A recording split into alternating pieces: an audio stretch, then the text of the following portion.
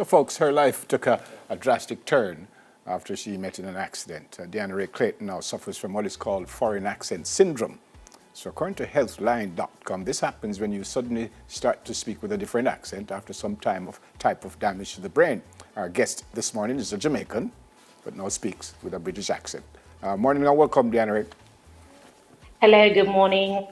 Hi, Deanna. How are you now? I am doing okay. First, let me say condolences, because I know you lost a friend in the accident, and a couple of your friends were seriously hurt, and you also were seriously hurt. Physically, how do you feel? Physically, right now, it's been good. Normally, what happens is that when the rain is going to fall, I can tell you, when the time gets really cold, my entire body is in pain. But for the last 2 days, it's the first in actually 1 year and 6 months that I have not been feeling any type of pain. Oh, which is fantastic. Woo! Now, obviously, you have a British accent, and we will get into that. But have you ever been to London, to England? No, I've never been to London. I've never been to England. I've never even applied for the visa. How did you feel how long were you in the coma? I was in the coma for 2 days. And when I woke up, I was actually speaking American, they said. And then it went to Trinidadian, and then it went to British, and it's been British ever since. How did you feel, though, when you heard yourself speaking for the first time and you never say, wait, where did this come from?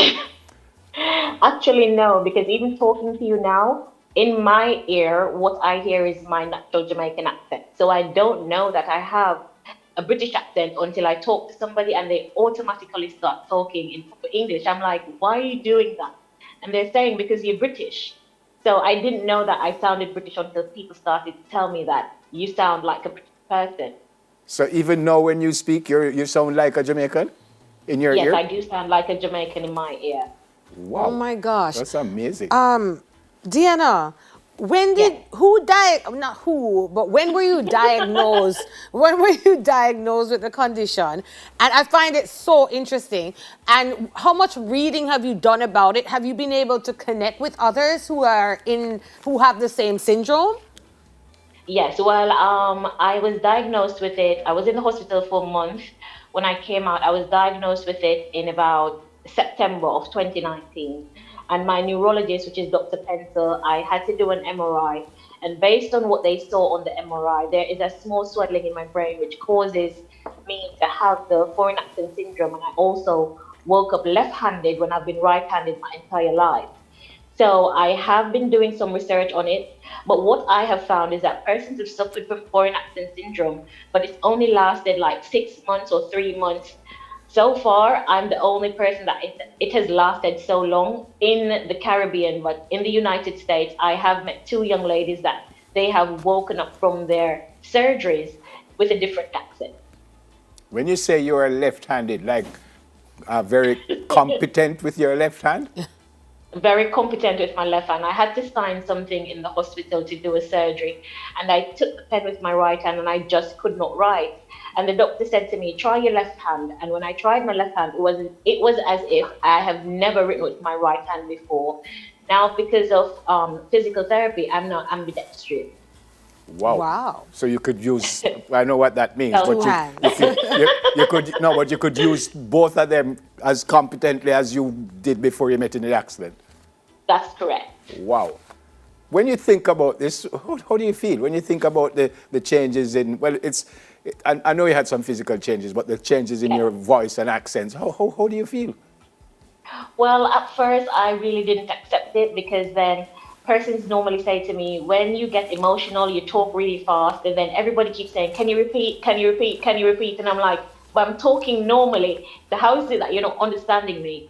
So at first it was a little bit shaky, and it got worse because the foreign accent syndrome is caused by brain damage. And so I have short and long-term memory loss. So I'm not able to remember anything on my own before January of 2019. And even if you try to talk to me sometime or try to say, Deana-Rae, you do know me from here, sometimes it doesn't click. So I do have that long-term issue that I have to deal with. But apart from that now, I actually have accepted it, and I get really great customer service because of the accent. You see, you take your trauma and you turn it into gold. That's a lesson right there, girl. I like it. But you know, do you have any evidence before the accident, Deanna, of your accent and how you were? Yes, I do have evidence of how I sounded before, but the thing is, as I progress in my recovery, when you speak Patwa to me, I'm not always understanding. So I just nod and smile because, of course, I'm beautiful. So you think I'm understanding what you're saying. But I have videos of how I sounded before, and it's like so surreal. I'm like, in my head, that is how I'm talking to you. But when I look at it, that's not how I'm talking currently. And it's kind of every now and again, I go back and I'm like, oh, I know that girl. By the way, do you understand Patois? No, she just said sometimes she don't No, understand. Oh. sometimes. No, No, I don't. say, I thought you said you can't speak Patois, but you can't understand it either, you said. No, I can't speak Patwa like fluently, like how you talk. I can't just speak Patwa like that. Some of my friends say sometimes when I get really emotional, it chips in, but I really can't see it. But then You said, hold on, Deanna, hold on. No. Before you said that, you hear yourself in patois, so you Yes. sound different to what we hear, but when we Yes. talk, you know, understand we.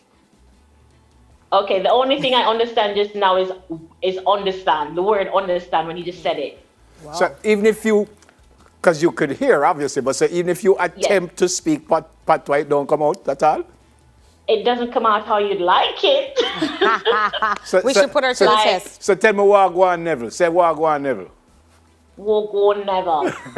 That's interesting. Wow. It's an amazing story. Well, first, Yes, it is. I'm so happy that you made it through this accident because it could have been Thank you so much. could have been much worse. But what's the prognosis? Are you said some people take a little while, but are they saying you will come out of this soon and get back to a Jamaican accent or what? No. Based on the MRIs that I've done, the neurologist is saying that he's not seeing any change in the brain activity, so he's not expecting me to speak Jamaican dialect anytime soon. What he suggests is that I do speech therapy in order to help me to speak the Jamaican dialect, but nobody seems to want me to speak the Jamaican dialect anymore. So I'm just working with it. And he did say to me, you know, I can probably wake up one morning and speak a different language because now it's like my brain is rewired and it's trying to find what my language is. Because I woke up and there was 2 different languages before and then I'm stuck with this one. He says that I may wake up with a different language. I'm hoping that's not Spanish or French, but Yeah. for now, I will be British. Yeah. You said earlier, which is my final question, that you had brain damage. So that only translates into you speaking a foreign language, or is there something more that's going on in the brain? No, there's nothing more going on in the brain right now. I do regular MRIs to ensure that nothing is changing. Only thing that I suffer from for the brain damage is short and long-term memory loss, the foreign accent syndrome, and the change in writing hand. That's the only thing that I suffer from where the brain damage is concerned. I don't have regular headaches. I don't have off balance. So I have a really good physical therapist. So he actually ensures that everything is on point and everything works how it's supposed to work as best as it can. Wow. Are you able to walk now, Deanna? Last question. Are you able to walk and physically, or you still need an aid? Well, I tried to push myself to walk by December 2020. However, when I did that and I went to my orthopedic surgeon, he banned me from walking again because one of my injuries was my left femur. And even though I have a titanium bar in the femur, it's still not healing. And so he says to me, I have to be on crutches for the next 6 months to see if it can speed up the healing because it's now almost 2 years since that femur has not at all budged to heal. But if you ask me, yes, I can walk. I'm just not supposed to. Yeah. Boy, what a fantastic story. Yeah. We thank you so much for sharing with us again. Thank you. And thank you so much for having me. Yeah, I'm happy that you're with us, and I don't know. I was going to say I pray that you lose the accent, but I don't know if I want you to No, lose you it. know, hear what she said. She gets the best Yeah. customer service. Me, I gonna start deal like that. I And do. hold on, Deanna. I want to thank you so much for coming on. Thank you for joining me, Deana-Rae Clayton. Me and you in the same camp here. Me, you want good customer service. I really appreciate it. Yeah, man. God bless you. And I pray that you will Thank be you, guys. 100% in quick time. All right? That was Deana-Rae Clayton, and we wish her all the best. Up next, Calorie Counting. Does it really work? We'll let you know. This is Smile Jamaica, the greatest morning show. What a story. What a story. I can't do it. Fantastic. My God.